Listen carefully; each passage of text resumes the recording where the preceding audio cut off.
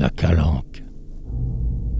Ils avaient tout un jour, assidus à leurs tâches, travaillé du marteau, du rabot, de l'âche. Charpentiers d'aventure, ils rajustaient le flanc de leur chaloupe usée, au pont mince et branlant, qui hors du flot gisait. Hélas, la chère barque, des injures du temps montraient plus d'une marque. Et sur chaque blessure étendait le goudron. Il renforçait l'endroit où porte l'aviron. Il clouait une planche à côté de la poupe. Dans la moindre fissure, ils inséraient les toupes. Armant avec effort contre les chocs nouveaux, ce vieux bois, fatigué par tant de durs travaux.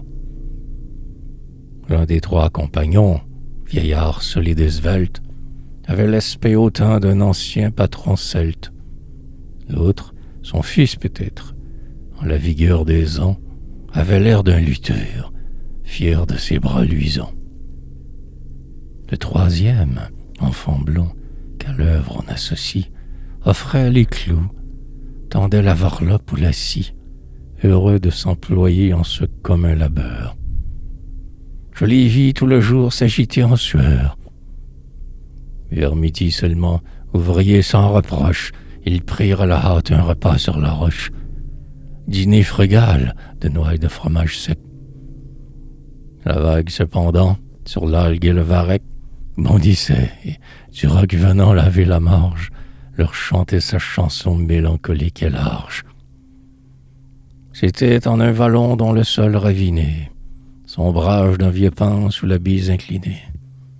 Du monde primitif inculte paysage, ornière entre deux monts creusés, âpre et sauvage, qui semble un double mur de pierre sans ciment, et sur la vaste mer débouche brusquement.